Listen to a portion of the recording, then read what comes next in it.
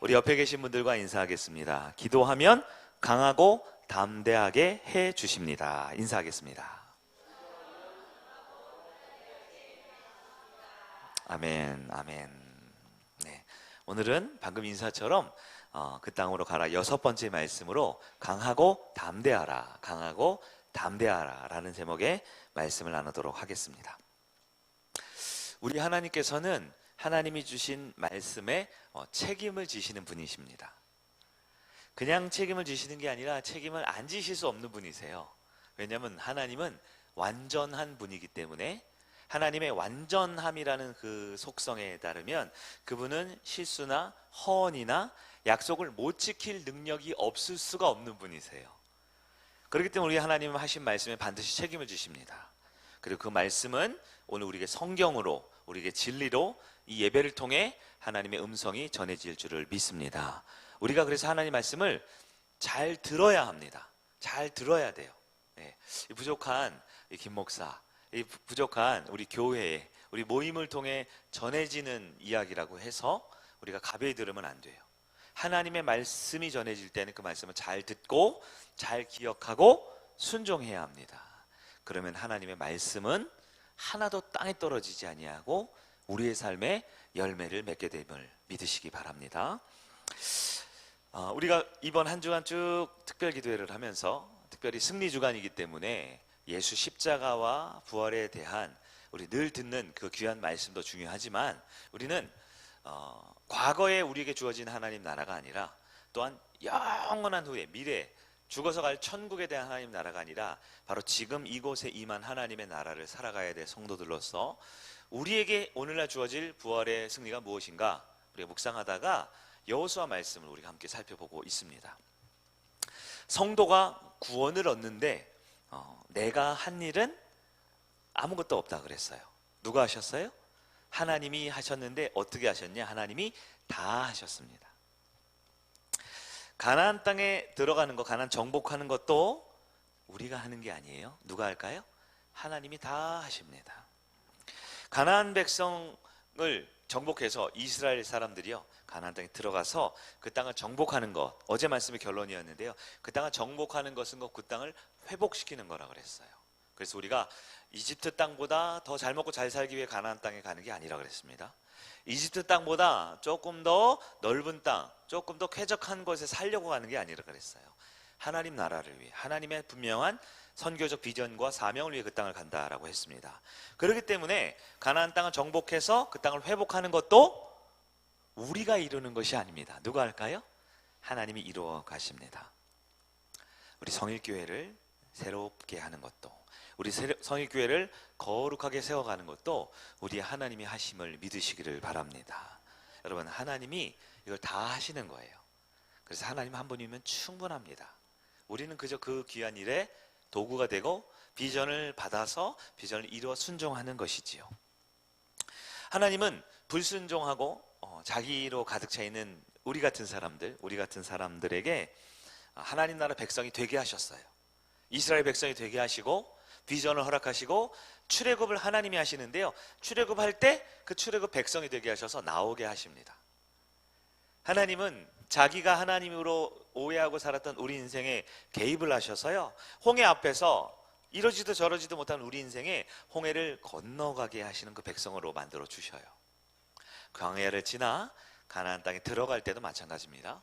이스라엘 백성이 특별해서 더 예뻐서 훌륭해서가 아니고요, 하나님이 선택하셨기에 그들에게 비전과 들어갈 수 있는 능력과 은혜를 허락하시는 것이죠.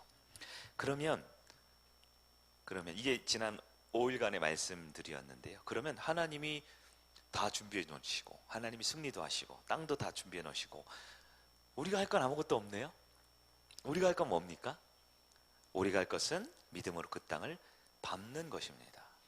여호수아 1장 3절 우리 다시 한번 읽어볼까요? 시작. 내가 모세에게 말한 바와 같이 너희 발바닥으로 밟는 곳은 모두 내가 너희에게 주었노니. 아멘. 이 말이 참 말이 모순이 있다 그랬죠. 너희 발바닥으로 밟는 곳은 준다 그랬는데 밟았어요, 안 밟았어요? 아직 안 밟았죠.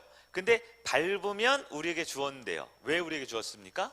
이미 하나님 것이기 때문에 그렇지요. 그래서 얼마 전에 제가 본 책 중에 이 지글러라는 사람이 쓴 책 중에 시도하지 않으면 아무것도 할 수 없다 이런 책이 있더라고요. 시도하지 않으면 아무것도 할 수 없다. 맞는 말이죠. 일반 은총적, 일반 은혜의 개념으로 봤을 때도 맞는 말이잖아요. 뭔가 뭐라도 하려면 시도를 해봐야 되잖아요. 네. 근데 우리가 이 말씀에 비춰보면요, 시도하지 않으면 하나님이 이미 우리에게 주신 것도 못 갖을 수 있겠구나라는 생각을 해보게 돼요. 하나님이 이미 우리에게 주셨지만 우리가 시도해야 우리게 됩니다. 그 시도라는 것은 말씀에 순종하여 그 땅을 밟는 거라고 했어요. 혹시 시도하지 못하고 겁에 질려 잔뜩 웅크려 저 구석에 이렇게 앉아 있는다고 해서 갑자기 하늘의 축복이 동네방네 돌아다니다가 구석에 있는 내 이 웅크려 있는 가슴 한복판까지 딱 들어오기를 기대하고 있습니까? 그렇게 기대할 거면 걸어가겠어요, 저 같으면. 근데 많은 사람들이요, 하나님이 하신다, 아멘. 하나님이 주인이다, 아멘. 하나님이 리더다, 아멘. 그래 놓고선 한 발짝도 못해요. 왜 그렇습니까? 오늘 그 이유들을 본문의 통해 나와 있습니다. 구원받는 것도 중요하지만, 즉 출애굽하는 것도 중요하지만 출애굽 이유가 더 중요하다 그랬어요. 출애굽의 이유는 광야가 아니라 그랬죠. 출애굽의 이유는 광야에서 잘 먹고 잘 살다가 죽는 게 아니라 그랬어요. 출애굽의 이유는 가나안 땅에 들어가는 것입니다. 마찬가지로 우리가 구원받은 다음에 이 땅에서 광야처럼 사는 게 아니라 주님이 주신 약속, 축복, 은혜를 받아 누리는 것, 그것이 이 땅에서의 삶의 목적이 될 수 있습니다. 그러려면 반드시 믿음을 가져야 합니다. 믿음을 가져야 합니다. 믿음이 뭐라 그랬어요? 믿음은 여러 정의가 있지만 가장 쉽게 생각해서 하나님이 크시다라는 거예요. 하나님 크시다라는 겁니다. 우리 문제보다 하나님이 크십니다. 나의 허물보다 하나님이 크십니다. 내 연약함과 내 어리석음과 나의 이기적인 마음보다 하나님이 더 크시다라는 걸 믿는 거예요. 네. 많은 사람들이 하나님 앞에서 자꾸 체면치레를 하거나 많은 사람들이 자꾸 하나님 앞에서 자존심을 세웁니다. 그래서 저는 부족해서요, 저는 못나서요, 제가 참 이것도 저것도 못해서요, 그래서 못할 것 같은데요. 네. 그래서 못하는 게 아니라 믿음이 없는 것이죠. 하나님이 크다라는 것을, 무엇보다도 하나님이 크다라는 것을 믿지를 못해내는 것이죠. 자, 오늘 본문에서 우리가 한번 먼저 첫 번째로 점검해야 될 것은, 혹시 우리가 아직도 광야에서 헤매고 있지 않았는가를 한번 돌아봤으면 좋겠어요. 출애굽한 건 분명한 것 같아요. 예수 믿어 구원받아 하나님 자녀로 구원받은 백성으로 살아간다라고 결단한 건 맞는 것 같아요. 그러니까 이 귀한 이 불타는 금요일 저녁, 네, 세상에 즐거운 것도 많고 재미있는 것도 많고 피곤한 육신 안락하게 쉬고 싶고 또 자고 놀고 싶고 좋은 사람 만나고 싶지만, 우리가 이 상대원 골짜기까지 올라온 이유를 보면 아마 우리는 출애굽하려고 결단한 것 같아요. 근데 출애굽한 이후에 가나안 땅에 들어가기까지 여정이라는 것이 있는데요, 그게 광야가 있습니다. 성도의 인생은 애굽에서 벗어난 것이 끝이 아니라 그랬어요. 네, 구원받은 것이 끝이 아니죠. 홍해 건넌 것 좋습니다. 근데 홍해 건넌 것이 인생의 목표가 아니라 그랬습니다. 즉 응답 몇 번 받고 중요한 문제 앞에서 하나님께서 음성을 듣고, 그렇구나, 하나님이 살아계시구나, 하나님이 이렇게 인도하시는구나, 몇 번 은혜 받은 것이 우리의 목적이 아닙니다. 광야는 반드시 통과해내야 됩니다. 약속의 땅에 들어가야 합니다. 그게 진짜 성도의 삶에 열매 맺는 것이겠죠. 광야에서 혹시 방황을 우리가 하고 있다라면 우리 현재 모습을 딱 인식할 수 있어야 돼요. 내가 아직 신앙의 광야이구나. 진정한 하나님이 원하는 축복의 삶, 이건 영원한 천국은 마땅하지만 영원한 천국은 누가 이루신다 그랬죠? 하나님이 하나님의 때에 완성될 하나님 나라가 임하겠죠? 예수 재림하실 때. 그때는 누가 몰라요? 세상 사람 아무도 모르죠. 심지어 예수님도 아들도 몰라요. 그분만 아시죠, 아버지만. 네. 그리고 재작년에 이걸로 우리 한참 설교했죠. 왜 그때가 마지막 때가 언제이니까 막 설교를 하면서 우리가 두려운 마음 또 기대하는 마음도 가졌어요. 마지막 때는 하나님 아버지만 아는 거예요. 신부는 모릅니다. 우리는 몰라요. 그럼 그때가 될 때까지 우리는 광야에 있어야 되냐? 그렇지 않다라는 거예요. 우리는 가나안에 들어갈 수가 있습니다. 오늘 하루 광야에서는 어떻게 살아야 되냐면, 만나와 메추라기가 주어졌어요. 하나님이 주셨죠. 만나 메추라기. 근데 그거는 그 다음날 것까지가 아니라 오늘 하루죠. 네. 그래서 만나와 메추라기 신앙이 있어요. 만나 메추라기. 그저 오늘 하루 어려움 극복하고, 그저 오늘 하루 먹고 사는 거 해결하고, 그저 오늘 하루 매일매일 하나님께 엎드리고 도움을 구하고 필요를 원하는 오늘 하루에 먹고 사는 문제를 위해 살아가는 광야에서의 만나와 메추라기를 구하는 신앙.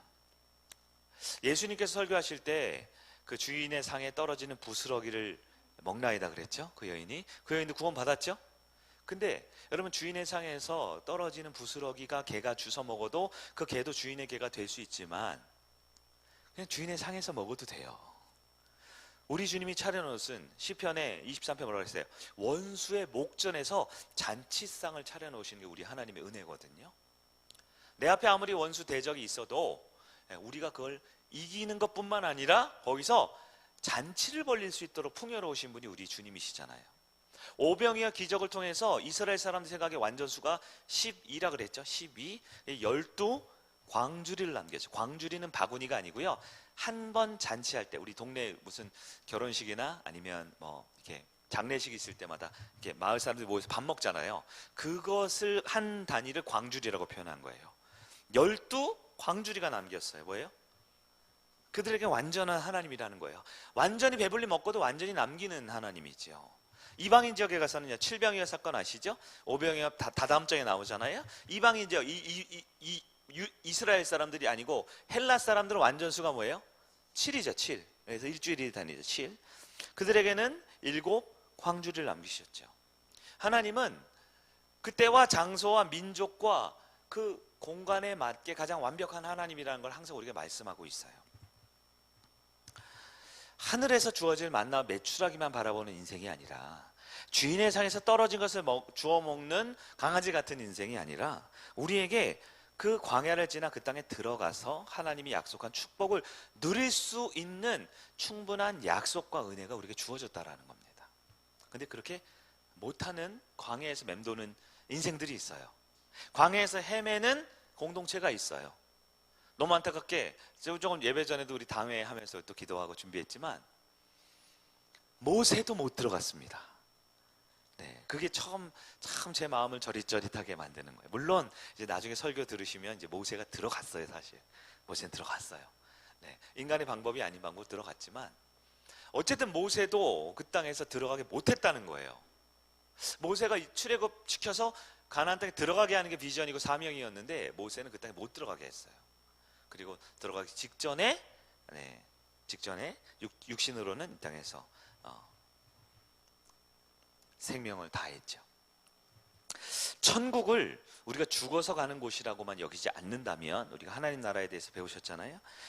영원한 하나님 나라, 그 천국도 중요하지만 이 땅에서 바로 지금 이미 이곳에 임한 하나님 나라의 성취를 위해서 우리는 반드시 가나안 땅에 들어가야 합니다. 그것이 여러분의 개인의 영적인 영역이든, 여러분의 가정에 속한 영적인 가나안 땅이든, 우리 교회적 비전과 앞으로의 하나님 나라 사명이든 가나안 땅에 들어가야 되는 거예요. 누가 들어가든 들어가야 됩니다. 네. 현대 성도들에 보면 마음속에 근심, 염려, 걱정, 두려움, 이런 것들이 참 많이 있어요. 그래서 광야에서 헤어나오지 못한 힘든 생활을 하는 분들이 많이 있는 것 같아요. 그러나 하나님은 변함없이 우리에게 약속합니다. 내가 밟는 모든 땅을 너희에게 주겠다 약속하셨습니다. 여러분, 그 땅에 들어갈 수 있는 진짜 믿음을 가지고 순종하여 그 땅을 밟아내셔서 그 땅을 소유하는 여러분들에게 축원합니다. 두 번째, 그러면 그 땅에 진짜 광야 헤매는 게 아니라 들어가려면 어떻게 되냐? 두려움을 이겨야 그 땅을 밟게 된다, 성경은 말합니다. 오늘 9절에 있는 내용들이 그런 내용이었어요. 여러분, 하나님이 소유한 땅의 크기는 얼마나 될까요? 하나님이 소유한 땅은 얼마나 될까요? 네, 엄청 많겠죠. 넓겠죠. 다 하나님 거겠죠. 그러면 하나님이 그 소유한 땅 중에 우리가 소유하게 될 땅은 어디일까요? 얼마나 될까요? 어떻게 될까요? 뭐 단순한 예를 들어볼게요. 하나님, 여러분의 기업이 있습니다. 사업장을 하나님 복을 주시려고 그래요. 그럼 여러분의 사업장은 연 매출이 얼마 정도까지 나올 것까지 여러분 생각할 수 있을까요? 알 수 있어요? 네, 한 100억 정도 연 매출 나오면 괜찮은 기업인가요? 중소기업 여러분 하시는 것 중에 100억 정도 괜찮아요? 괜찮아요? 우리는 근데 하나님이 소유가 얼마인지를 잘 모르고요. 우리가 들어갈 땅이 어디고 얼만큼이고 얼만큼까지 하나님께서 우리에게 주실지를 알 수가 없어요. 그렇죠?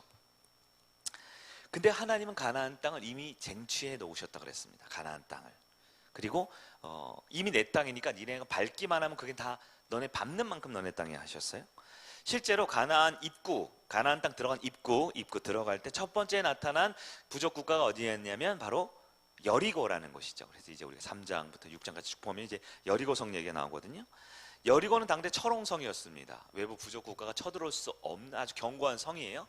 실제 이스라엘에 가면 여리고 있죠. 거기에 여리고 성벽 그 잔해 있던 곳을 발견할 수 있게 되는데요. 가면서 가이드가 막 엄청 설명해요. 이게 뭐 어떻게 뭐 무너지고 얼마나 크고 넓은지 설명을 막 한참 해줍니다. 이스라엘 백성들이 어떻게 여리고성을 무너뜨렸어요? 네? 손 하나 까딱 안 했잖아요. 손 하나 까딱 안 했죠. 이걸 보면서 제가 하나 느낀 게 하나님은 땅만 준비하신 게 아니고 거기 땅을 얻기 위해 필요한 전쟁과 전투를 이기게 하는 것도 다 준비해 놓으셨구나 라는 것을 알게 됐어요. 그럼 이스라엘 백성이 뭘 해야 되느냐? 뭘 해야 된다고 그랬죠 아까? 밟으면 되잖아요. 밟으면. 근데 밟으려면 뭐가 있어야 되죠? 믿음이 있어야 되죠. 근데 믿음을 가지고 딱 밟으려면 이 과정 가운데 나타나는 현상이 하나 있더라고요. 제가 보니까 이게 당연히 될 것 같은데요. 자, 다시요. 하나님이 그 땅을 어떻게 갖게 하시는지 이게 한번 로드맵을 한번 그려볼게요.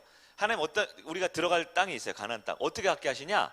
우리가 가기도 전에 이미 하나님이 그 땅을 가지셨대요. 하나님 땅이 돼요. 소유권 등기를 끝내셨어요.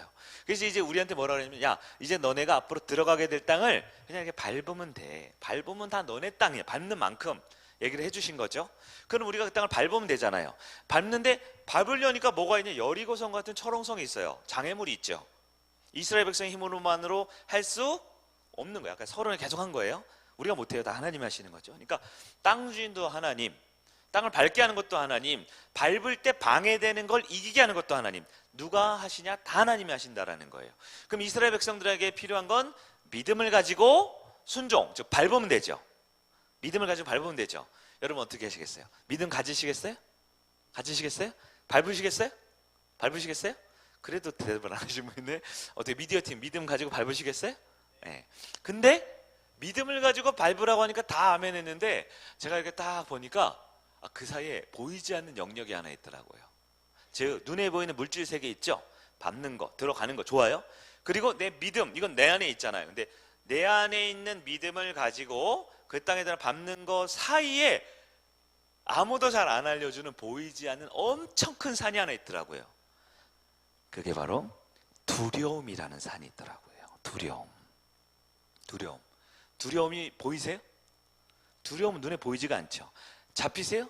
잡히면 어떻게 잡아다가 어떻게 좀 내동댕이라도 쳐버리고 싶은데 이 두려움이라는 녀석은 엄청 큰 산인데요. 큰 산인데 눈에 보이지도 않고 손에 잡히지도 않고 어디 있는지는 모르겠어요. 그래서 성경에 다 나와 있어요.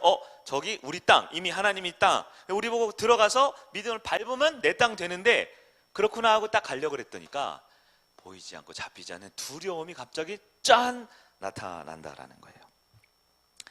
그래서 그 두려움의 문제를 하나님께서는 여호수아 1장 1절부터 9절까지 중에 계속 반복해서 얘기하시는 거예요. 계속 반복해서 하는 거예요.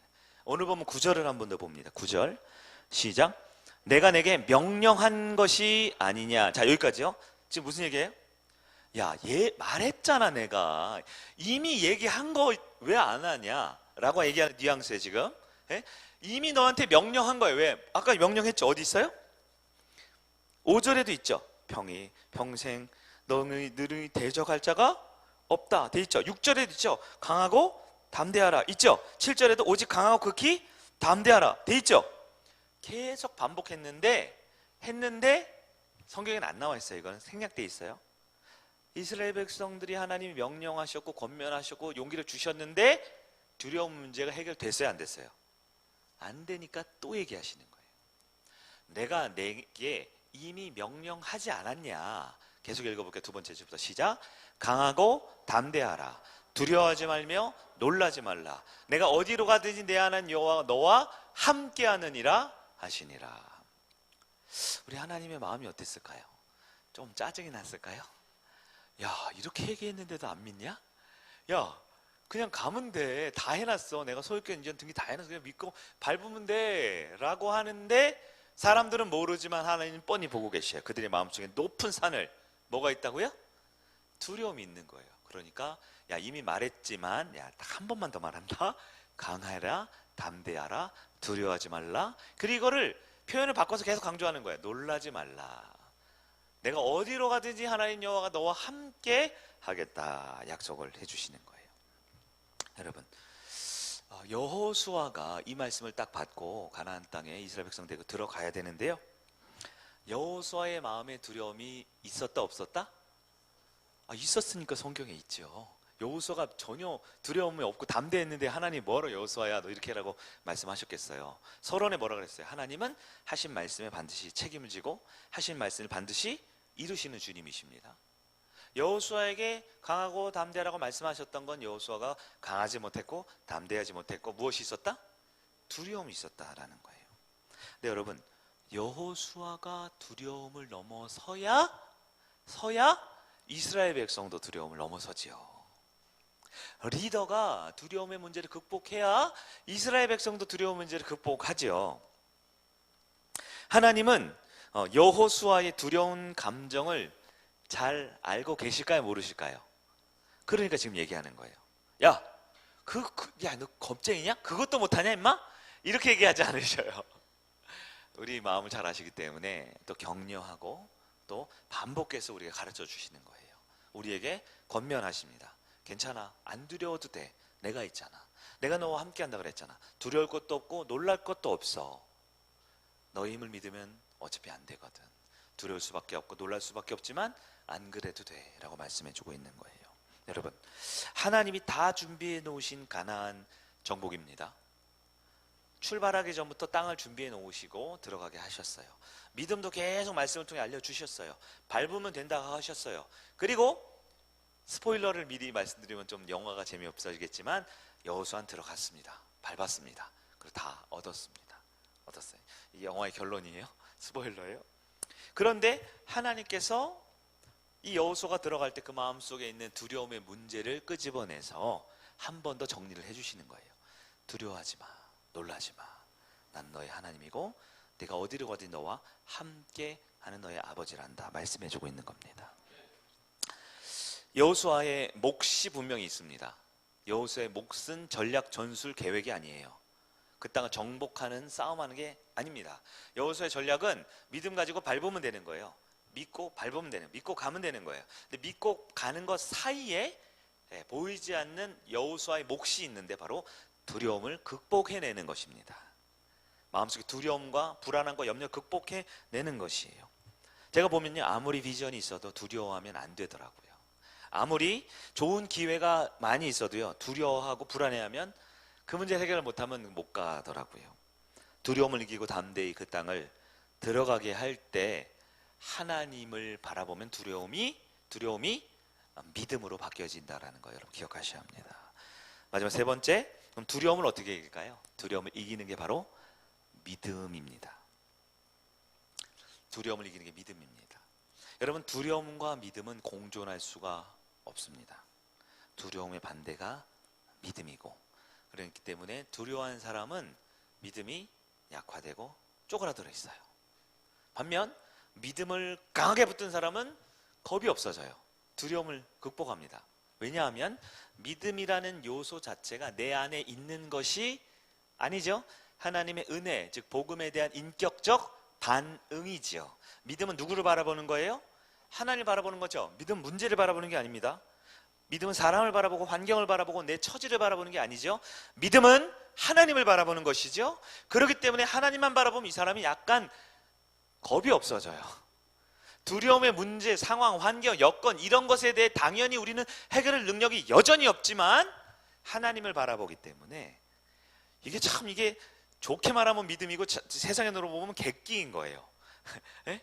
그냥 허세를 부리는 것 같아요. 뭐 아무것도 쥐뿔도 없는데 된다고 하고 간다고 하고 이른다고 하고 들어간다고 하고 그래 보이는 거지요. 그럼 우리는 할 수 있는 게 그거밖에 없어요. 우린 돈도 없고 능력도 없고 실력도 없고 지혜도 없잖아요. 우리가 할 수 있는 건 믿음밖에 없거든요. 그래서 믿음으로 하나님 바라보면 이 두려움 문제가 극복이 되는 겁니다.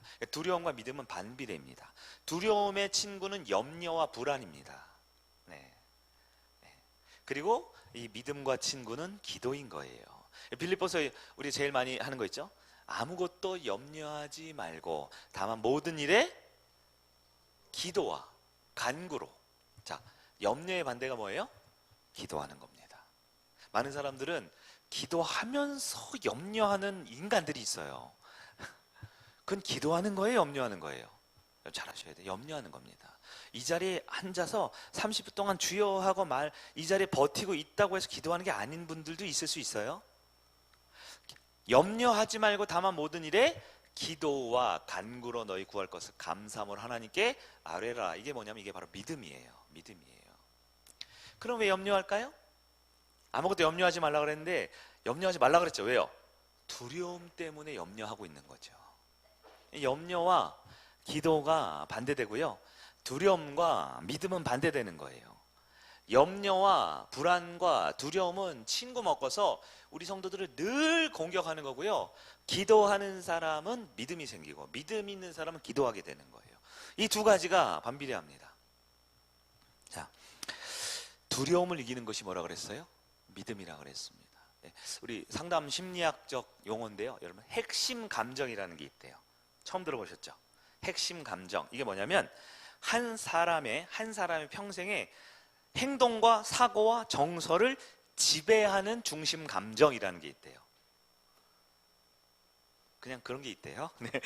핵심 감정. 한 사람의 감정, 정서, 가치관, 사고를 지배하는 감정, 이런 거죠. 이건 굉장히 어렸을 때 형성이 되는데요. 어쩌면 이 핵심 감정이 중간에 바뀌지 않으면 평생을 그 사람이 하는 결정, 가치관, 판단을 지배하는 감정이라는 거예요. 그래서 여러분 인생이 변화되려면 이 나쁜 부정적 핵심 감정이 좀 긍정적으로 바뀌어야 되는 이 큰 변화가 한번 있어줘야 된다 그러더라고요. 현대인의 핵심 감정이 뭘까요? 현대인. 내 얘기하면 조금 그러니까 현대인, 요즘 사람들의 핵심 감정 중에 가장 큰 게 바로 불안과 두려움입니다. 불안과 두려움이 가장 강력한 핵심 감정이에요. 그리고 이건 마귀가 가장 잘 이용하는 감정이죠. 그래서 불안과 두려움이 점점 커지고 불안과 두려움이 점점 더 많아집니다. 요즘 보면 불면증 있는 사람들, 신경성 질환, 공황장애, 우울증, 여러 가지 정서적 어려움 겪는 분들이 많죠. 근본 원인이 뭐냐면 하루하루 내가 먹고 살아가는데 예측이 돼요, 안 돼요? 안 되죠. 거기에 따르는 미래에 대한 보장이 안 돼 있는 불안감, 두려움, 이런 것들이 굉장히 많아요. 과거에는요, 과거를 여러분들이 다 젊으시기 때문에 안 살아보셨겠지만 과거는요 상당히 많이 정해져 있었어요. 그냥 공무원 시험 보면 공무원 되고 평생 직장 갖고, 맞죠? 좋은 회사 가면 거기서 그냥 결혼해가지고 아파트 조그만 거 얻고 전세 하다가 좀 빚 얻어가지고 내 집 마련하고 이렇게 됐죠. 요즘에는 특히 이 젊은 세대, 요즘에 경제활동을 주로 하는 세대는요 3년 후, 2년 후도 알 수 없대요. 옛날에 10년이면 뭐가 변해요? 그런 얘기하면 큰일 나요, 요즘에는. 그래서 저는 5년이면 강세에 변한다 그랬더니 요즘은 안 그래요. 요즘에는 대기업도요, 기업의 비전이나 전체적인 장기적인 안목을 짤 때 2년 단위로 짠대요. 2년. 5년, 10년? 어떻게 하느냐는 거예요.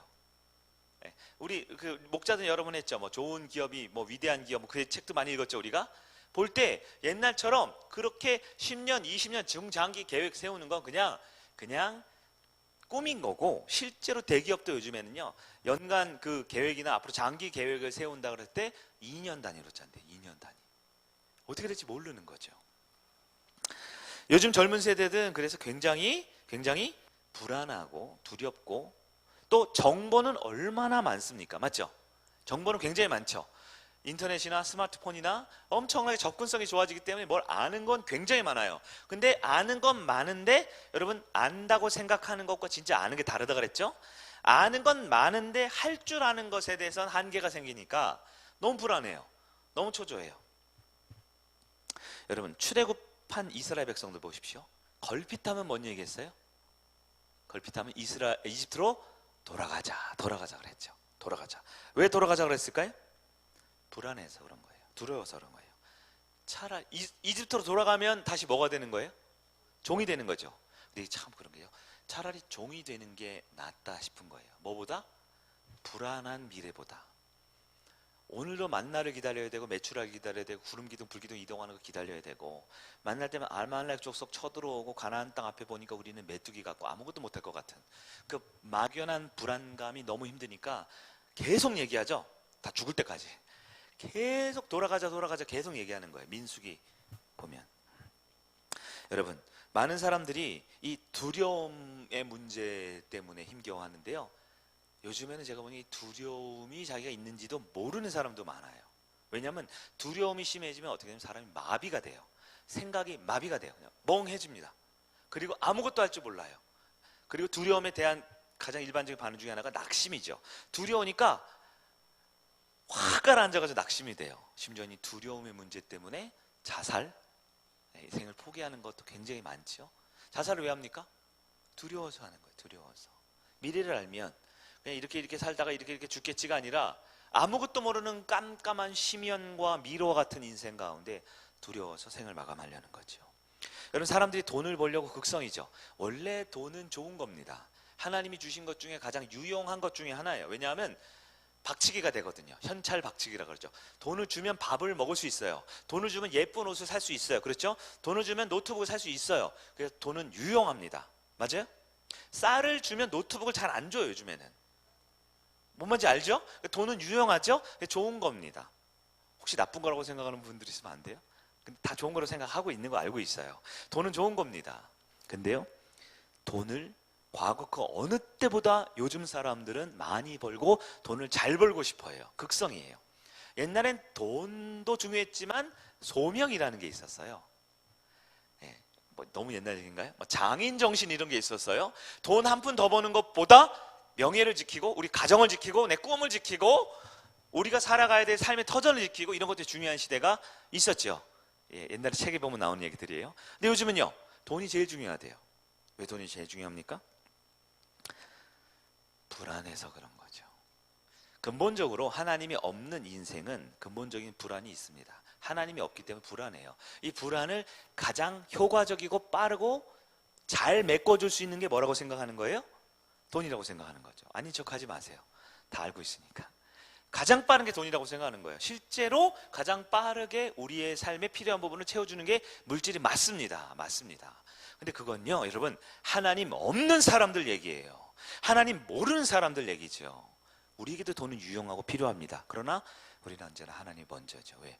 하나님이 그걸 다 줄 수 있거든요. 하나님 다 채워줄 수 있거든요. 근데 하나님이 없으니까, 하나님을 모르니까, 하나님을 안다고 생각할 뿐, 문제가 벌어지면 돈이 제일 중요하니까 그렇게 불안해하는 거죠. 그래서 거지들은 불안하지 않습니다. 저 같은 사람은 주식에 뭐 빨간색, 파란색 아무런 마음의 동요가 없어요. 뭐 가진 게 있어야지 주식을 넣죠.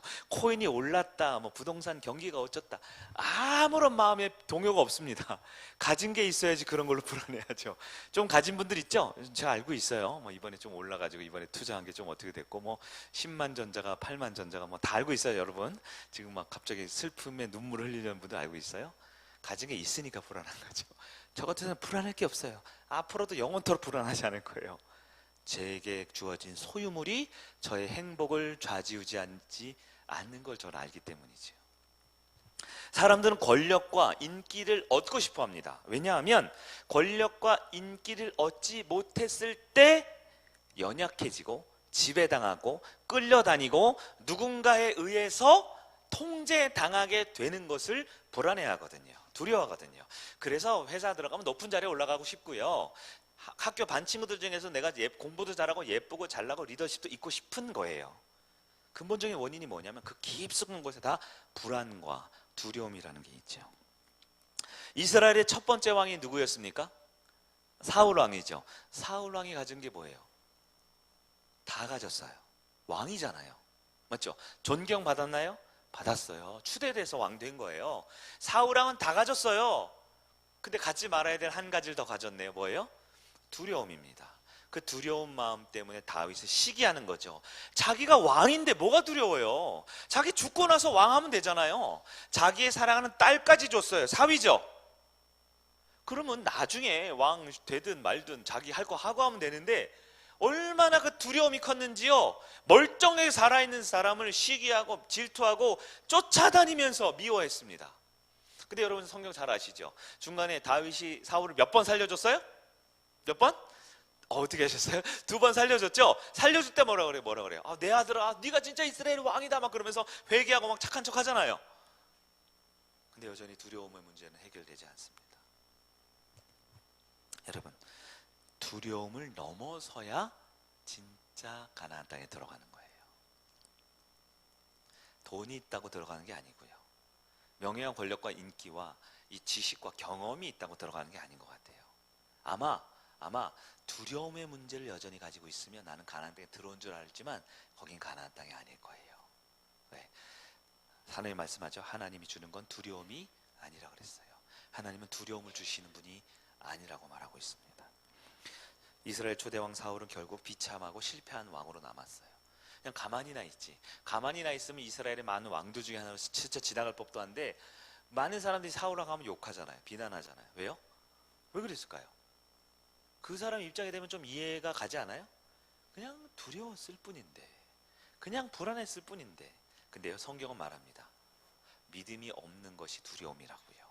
기도하지 않기 때문에 염려한다고요 말하고 있는 겁니다. 여러분, 두려움을 반드시 극복하고 넘어서는 리더가 여호수아입니다. 그리고 그 리더가 두려움 극복한 모습을 보여주고 공동체를 이끌 때 그 공동체는 가나안 땅에 들어가게 되는 겁니다. 베드로전서 5장 8절 말씀 볼까요? 5장 8절입니다. 시작. 근신하라 깨어라 너희 대적 마귀가 우는 사자 같이 두루 삼키며 삼킬 자를 찾나니. 마귀는 두루 다니며 삼킬 자를 찾습니다. 마귀가 주는 방법이 뭐예요? 우는 사자같이. 우는 사자가 뭐예요? 이게 동물의 왕국 보면 설명이 나오죠. 사자들은 보통 때로 공격을 하는데요, 나이가 늙고 힘이 없는 사자들이 하는 역할은 주로 뭐냐면 우는 겁니다. 이렇게 소리를 내는 거예요. 소리내 울면요, 실제로 뭐 이렇게 도망가죠. 이렇게 양들이나, 양이 아니라 뭐예요? 그 뭐 이렇게 깡총깡총 뛰는 애들 막 도망가죠. 그럼 저쪽에서 실제로 사자 무리가 탁 덮치는 거래요. 그럼 이 우는 사자가 하는 역할은 뭐예요? 방금 말했는데 뭐예요? 우는 거예요. 달리는 게 아니고요, 잡아먹는 게 아니고요, 그냥 울기만 하는 거예요. 이게 지금 이게 약간 뭐냐면 약간 이렇게 비하하는 말이에요. 우는 사자라는 게 으렁 대면서 괴롭힌다라는 게 아니라 겨우 우는 것밖에 못한다라는 거예요. 그럼 울어서 하려는 목적이 뭘까요? 두려움을 주는 거죠. 마귀가 가장 많이 쓰는 게 두려움이라니까. 그래서 현대 사람들이 두려움을 갖는 건 당연해요. 왜냐하면 마귀가 그 시대 가장 강력한 믿음에 반대되는 요소, 기도하지 못하게 하는 요소를 우리에게 미혹하고 유혹하잖아요. 그게 뭐라고요? 두려움이라는 겁니다. 두려움 마귀 1차 전술이에요. 우리가 늘 당하는 거죠. 네, 그래서 전쟁 시작하면 어떻게 해요? 미사일부터 쏘죠. 토마호크 같은 막 몇백 개 쏴가지고 초토화 시켜놓죠. 마귀가 성도와 공동체를 공격할 때 가장 먼저 쓰는 게 뭐예요? 두려움의 마음을 줍니다. 두려움은 금방 파생돼요. 불안하고 염려하고 근심, 걱정, 초조함과 외로움과 괴로움과 답답함으로 엄청 급속도로 파생될 수 있는 거예요.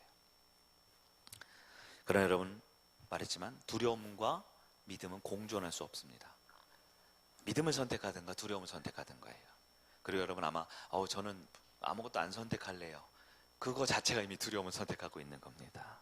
여러분, 두려움을 선택하시겠습니까? 믿음을 선택하시겠습니까? 강요하지 마세요. 아무것도 안 선택할 거니까. 이미 두려워하고 있는 겁니다. 두려움의 극복은 쉽지 않아요. 왜냐하면 마귀의 가장 강력한 칼날이거든요. 가장 강력한 무기거든요. 그 두려움을 기반으로 돈을 숭배하게 만들고 세상에는 많은 세속적인 것도 숭배하게 만들거든요. 마귀는 먼저 두려움을 쫙 퍼뜨리거든요. 그래서 우리는 믿음을 선택해야 됩니다. 믿음을 선택하는 사람은 두려움을 극복하는 거예요. 두려움을 좋아서 선택하는 사람은 아무도 없겠지요. 아무도 없겠지요. 여러분, 두려워하는 걸 당연히 여기지 마세요. 두려울 때마다 기도하십시오. 두려울 때마다 믿음을 달라고 간구하십시오. 말씀을 정리해 보도록 하겠습니다. 10명의 정탐꾼이 있었죠. 우리가 이번 주 말씀 중에 중간중간 등장했어요. 10명의 정탐꾼은 싸우기 전에 두려움에 먼저 패배했습니다. 맞아요? 그 증거가 바로 믿음을 잃어버린 것이죠. 하나님이 말씀하셨잖아요. 맞죠? 말씀했잖아요. 짜증이 나려고 그러네. 하나님 말씀하셨잖아요. 출애굽하기 전부터 10가지 재앙, 홍해를 건너고 구름기둥 불기둥 40년 말씀해 주셨는데 그 말씀을 받아들이면 믿음이 되는데 눈에 보이지 않는 큰 산 앞에 걸렸어요. 뭐라고요? 두려움. 그래서 싸우기 전에 두려움에 이미 패배했습니다. 민수기 13장 33절 볼까요? 이게 바로 10명의 정탐꾼들이 했던 얘기예요. 준비 안 돼요? 네. 거기서 네피림 후손인 안악자손의 거인들을 보았나니 우리는 스스로 보기에도 메뚜기 같으니 그들이 보기에도 그와 같았을 것이니라. 그들이 우리를 보고 메뚜기라고 했어요? 우리가 보기에 메뚜기 같는데 우리가 메뚜기 같으니까 그들도 우리를 메뚜기일 거로 본다라고 또 다른 믿음을 선포하네요. 우리는 메뚜기고 저들도 우리를 메뚜기가 볼 거야 라고 그들은 두려움에 이미 패배하고 시작한 거예요. 두려움에 사로잡히면 나는 못해, 우리는 안 돼, 그건 힘들어, 어려워라는 말을 하게 되죠. 스스로 메뚜기 신두려움이라고 제가 표현했어요. 스스로 벌레만도 못하다고 여기는 거죠. 믿음으로 보지를 못하니까 눈앞에 보이는 것에 믿음이 다 무너져서 두려움에 사는 겁니다. 한편 여호수아 갈렙은 12명이었죠. 정탐꾼이 10명의 정탐꾼인 여호수아 갈렙은 어떻게 했습니까? 두려움의 문제가 아니라 믿음을 선택했습니다. 믿음을 선택했으니까 두려움이 극복되죠. 민수기 14장 7절을 볼까요? 14장 7절. 이 10명의 정탐꾼 정탐 보고 다음에 바로 얘기하는 거예요. 2명이 뭐라고 합니까? 읽어봅니다. 이스라엘 자손의 온 회중에게 말해 이르되 우리가 두루 다니며 정탐한 땅은 심히 여러분 우리가 들어갈 땅은 아름다운 땅입니다. 왜 아름다울까요? 하나님이 준비해 놨잖아요. 잘 아시네요. 하나님이 이기게 해주시고 정복해 해주시나요? 이미 여러분 그 땅의 컬러가 아름다운 거예요? 땅의 흙의 영양 상태가 아름다운 거예요? 아니에요. 그 땅이 왜 아름다울까요? 믿음으로 보니까 아름답죠. 믿음으로 하나님이 주시는 거니까 이미 아름다운 땅이에요. 우리도 이전하면 거기 뭐 이렇게 뭐 하는 집 나중에 아름다운 땅이라고 쳐야 될 것 같아. 아름다운 땅이에요. 그랬더니 9절 바로 다다음 절에 9절에 뭐라고 말할까요? 있습니다. 이 사람들은 여러분 잘 보세요. 이 내용이 중요한 게 그 사람들의 마음속에 뭐가 있는가 중요해요. 10명의 정탐꾼은 뭐가 있어요? 두려움이 있으니까 우리를 메뚜기라고 말해요. 10명의 정탐꾼 제일 힘세고 똑똑하고 스파이 잘하는 007 같은 사람 있죠. 미션 임파서블에 나온 탐 크루즈 같은 사람들 보냈는데 자기 보고 메뚜기래요. 그리고 저들도 우리를 메뚜기라고 본다는 거예요. 근데 이 사람들은 뭐라 그래요? 처음부터 딱 불안과 두려움에서 딱 끊어내고 믿음을 갖고 시작합니다. 읽어볼까요? 시작. 다만 여호와를 거역하지는 말라. 또 그 땅 백성을 두려워하지 말라. 그들은 우리의 먹이라. 그들의 보호자는 그들에게서 떠났고 여호와는 우리와 함께 하시느니라. 그들을 두려워하지 말라. 아멘. 자신 있게 말씀드릴 수 있는 게 아무것도 없어서 죄송하지만 우리가 자신 있게 붙들 수 있는 유일한 거는 하나님의 약속의 말씀이 주어졌기에 그 말씀을 믿고 믿음을 가지고 그 땅을 나아가는 겁니다. 믿음의 반대는 두려움입니다. 두려움을 바라보면 두려워요. 두려움을 바라보면요 엄청난 파생효과가 있어서 근심, 걱정, 불안, 염려, 괴로움, 외로움, 두려움, 답답함 시리즈로 쫙 퍼져나가요. 그러나 이걸 자꾸 말하지 마세요. 목장 모임하면 자꾸 두려운 얘기, 불안한 얘기, 안 되는 얘기, 힘든 얘기, 서운한 얘기, 섭섭한 얘기, 답답한 얘기 그 계속 퍼져나가요. 독버섯처럼. 그러면 믿음으로 우리는 하나님이 우리 편이고 하나님이 우리와 함께 한다라는 믿음을 선포할 수 있어야 합니다. 그럼 들어갈 수 있습니다. 여러분은 모세와 가나안 땅에 들어간 이스라엘 1세대입니까? 아니면 여호수아와 가나안 땅에 들어간 2세대입니까? 전 2세대 할 거예요. 여러분도 믿음으로 결단하시기 바랍니다. 그 땅을 들어가려면 반드시 두려움을 이겨내야 되고, 두려움을 이기는 건 믿음은 바로 오늘 기도로 시작됨을 기억하시기를 바랍니다. 오늘 부활주의를 준비하면서 우리 예수 이 찬양하고 우리 함께 말씀 듣고 기도하는 시간을 갖겠습니다.